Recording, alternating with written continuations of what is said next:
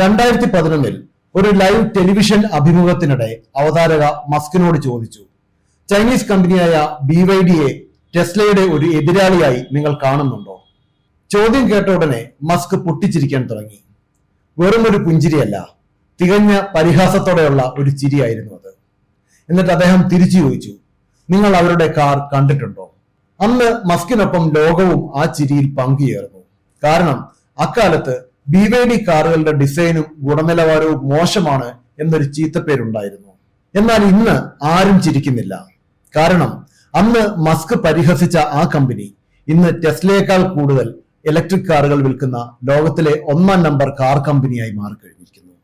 1.5 ദശാബ്ദത്തിനുള്ളിൽ Elon മസ്കിന്റെ ഈ പരിഹാസത്തിന് BYD നൽകിയ മറുപടി ലോകത്തെ ഞെട്ടിക്കുന്നതായിരുന്നു. പക്ഷെ ഈ അത്ഭുത വളർച്ചയ്ക്ക് പിന്നിൽ ഒരു കറുത്ത വശമുണ്ടോ? 10,000-കണക്കിന് പുതിയ കാറുകൾ ചൈനയിലെ ഒഴിഞ്ഞ പാടങ്ങളിൽ നശിച്ചു പോകുന്നത് എന്തുകൊണ്ടാണ്? സപ്ലയർമാർക്ക് പണം നൽകാതെ 323 ബില്യൺ യുവാൻ കടത്തിലാണ് ഈ കമ്പനി എന്ന് പറയുന്നത് സത്യമാണോ? BYD ഒരു വമ്പൻ വിപ്ലവമാണോ അതോ ലോകം കണ്ട ഏറ്റവും വലിയ കോർപ്പറേറ്റ് തട്ടിപ്പാണോ? നമുക്ക് പരിശോധിക്കാം.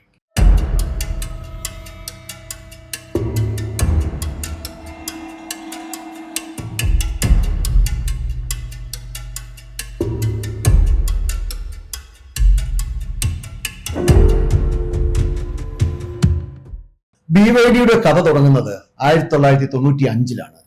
വാങ് ചുവാൻഫു എന്ന 29 വയസ്സുള്ള എഞ്ചിനീയർ തന്റെ കസിനിൽ നിന്ന് വെറും $40,000 കടം വാങ്ങി ഒരു ചെറിയ ബാറ്ററി വർക്ക്ഷോപ്പ് തുടങ്ങി.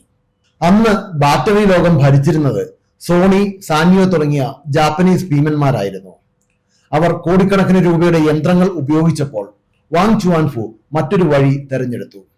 ചൈനയിലെ കുറഞ്ഞ ശമ്പളത്തിലുള്ള തൊഴിലാളികളെ ഉപയോഗിച്ച് ബാറ്ററികൾ നിർമ്മിക്കാൻ വാങ് തീരുമാനിച്ചു.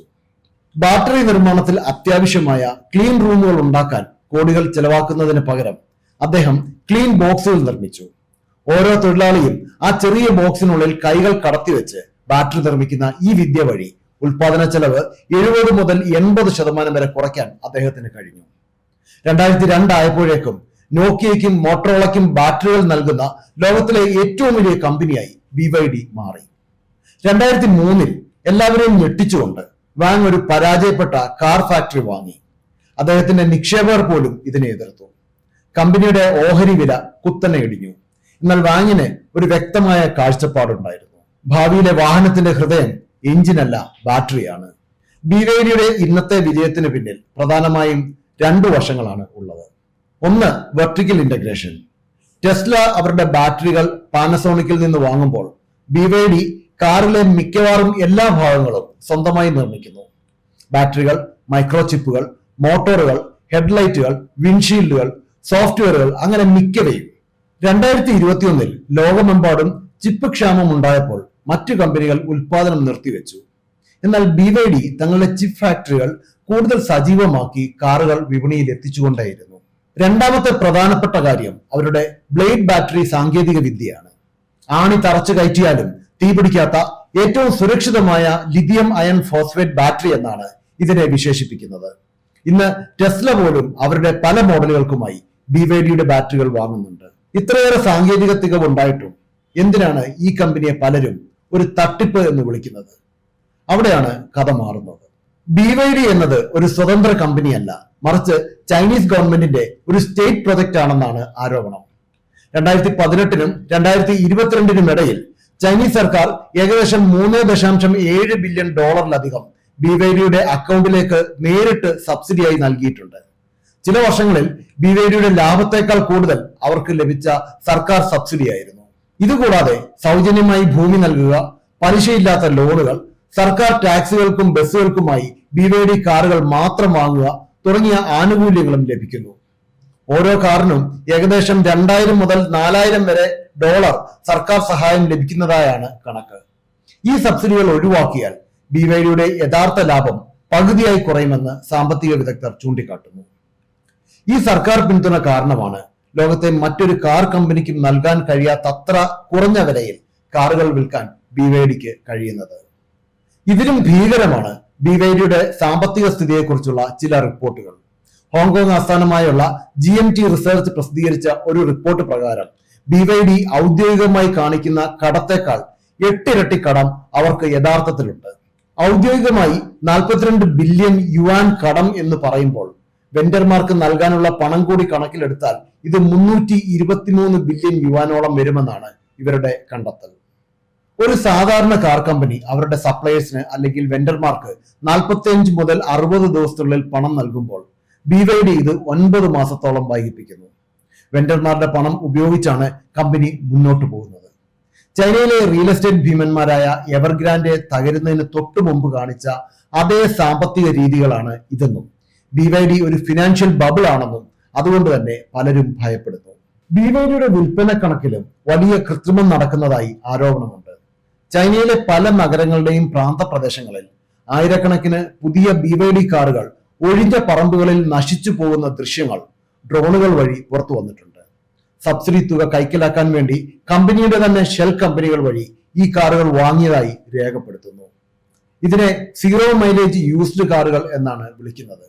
പേപ്പറിൽ കാറുകൾ വിറ്റു എന്ന് കാണിക്കുകയും സർക്കാർ ആനുകൂല്യങ്ങൾ നേടാനും വേണ്ടി ഡീലർമാർ തന്നെ കാറുകൾ രജിസ്റ്റർ ചെയ്യുകയും പിന്നീട് അവ സെക്കൻഡ് ഹാൻഡ് കാറുകളായി കുറഞ്ഞ വിലയിൽ വിൽക്കുകയും ചെയ്യുന്നു. BYDയുടെ വിൽപ്പന കണക്കുകളിൽ എത്ര എണ്ണം യഥാർത്ഥ ഉപഭോക്താക്കൾ വാങ്ങിയതാണ് എന്നത് ഇപ്പോഴും ഒരു ചോദ്യചിഹ്നമാണ്.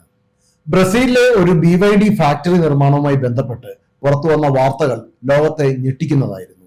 ഏകദേശം 471 ചൈനീസ് തൊഴിലാളികളെ അനധികൃതമായി ബ്രസീലിൽ എത്തിച്ചതായും അവരെ അടിമപ്പണിക്ക് സമാനമായ സാഹചര്യങ്ങളിൽ ജോലി ചെയ്യിക്കുന്നതായും അന്വേഷണത്തിൽ കണ്ടെത്തി. തൊഴിലാളികളുടെ പാസ്പോർട്ടുകൾ പിടിച്ചുവെക്കുകയും കൃത്യമായ ശമ്പളം നൽകാതിരിക്കുകയും മോശം സാഹചര്യങ്ങളിൽ താമസിപ്പിക്കുകയും ചെയ്തു എന്നാണ് റിപ്പോർട്ട്. ഇതേ തുടർന്ന് ബ്രസീൽ സർക്കാർ BYDയെ തങ്ങളുടെ ബ്ലാക്ക് ലിസ്റ്റിൽ ഉൾപ്പെടുത്തിയിട്ടുമുണ്ട്. കൂടാതെ ഗുണനിലവാരവുമായി ബന്ധപ്പെട്ട പ്രശ്നങ്ങളും കമ്പനിയെ വേട്ടയാടുന്നു. 2025 മാത്രം ലക്ഷക്കണക്കിന് കാറുകളാണ് തീപിടുത്ത സാധ്യത കാരണം BYD തിരിച്ചു വിളിച്ചത്. തങ്ങളുടെ ബാറ്ററി ലോകത്തിലെ ഏറ്റവും സുരക്ഷിതമാണെന്ന് അവകാശപ്പെടുമ്പോഴും ബാറ്ററി സിസ്റ്റത്തിലെ തകരാറുകൾ മൂലം ഇത്രയേറെ റീകോളുകൾ ഉണ്ടാകുന്നത് കമ്പനിയുടെ വിശ്വാസ്യതയെ തന്നെ ബാധിക്കുന്നു. ഈ ആരോപണങ്ങൾ നിലനിൽക്കുമ്പോഴും BYD ലോകം കീഴടക്കുകയാണ്. തായ്ലൻഡിൽ വെറും 18 മാസം കൊണ്ട് ഇലക്ട്രിക് കാർ വിപണിയുടെ 40% അവർ പിടിച്ചെടുത്തു. ബ്രസീൽ, മെക്സിക്കോ, വിയറ്റ്നാം തുടങ്ങിയ രാജ്യങ്ങളിൽ അവർ വമ്പൻ ഫാക്ടറികൾ സ്ഥാപിക്കുന്നു. അമേരിക്ക 100% താരിഫ് ഏർപ്പെടുത്തി BYDയെ തടയാൻ ശ്രമിക്കുമ്പോഴും ലോകത്തിന്റെ ബാക്കി ഭാഗങ്ങളിൽ അവർ തങ്ങളുടെ ആധിപത്യം ഉറപ്പിക്കുകയാണ്. അമേരിക്കൻ വിപണി ഇല്ലെങ്കിലും ലോകത്തിലെ 96% ജനങ്ങളും താമസിക്കുന്നത് മറ്റു രാജ്യങ്ങളിലാണെന്നും അവിടെ തങ്ങൾക്ക് വലിയ അവസരമാണെന്നും BYD വിശ്വസിക്കുന്നു. ഓരോ രാജ്യത്തും ഫാക്ടറികൾ തുടങ്ങുന്നത് വഴി അവിടുത്തെ ഗവൺമെന്റുകളുടെ പിന്തുണ ഉറപ്പാക്കാനും അവർക്ക് സാധിക്കുന്നുണ്ട്. ഈ കഥയ്ക്ക് 2 വശങ്ങളുണ്ട്.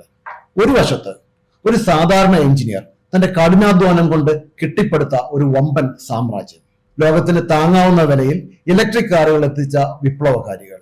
മറുവശത്ത് സർക്കാർ പണവും തൊഴിലാളി ചൂഷണവും സുതാര്യമല്ലാത്ത സാമ്പത്തിക ഇടപാടുകളും വഴി നിർമ്മിച്ചെടുത്ത ഒരു കൃത്രിമ വിജയം.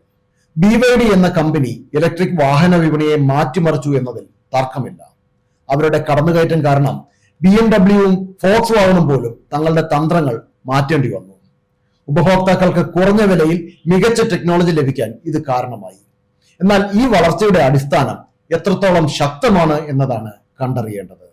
ഇലോൺ മസ്ക് 2011 ആ ചൈനീസ് കാർ കണ്ട് ചിരിച്ചെങ്കിൽ ഇന്ന് ആ ചിരി നിലച്ചിരിക്കുന്നു.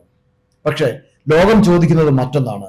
BYD എന്നത് നിങ്ങളുടെ സ്വപ്നങ്ങളിലെ കാറാണോ, അതോ ഒരു വലിയ സാമ്പത്തിക തകർച്ചയുടെ തുടക്കമാണോ? ഇതിനെക്കുറിച്ച് നിങ്ങൾക്ക് എന്ത് തോന്നുന്നു? BYD ഒരു തട്ടിപ്പാണോ അതോ യഥാർത്ഥ വിപ്ലവമാണോ? താഴെ കമന്റ് ചെയ്യുക. ഇതുപോലുള്ള കൂടുതൽ ആഴത്തിലുള്ള ബിസിനസ് വിശകലനങ്ങൾക്കായി ഈ ചാനൽ സബ്സ്ക്രൈബ് ചെയ്യുക. അടുത്ത വീഡിയോയിൽ കാണാം.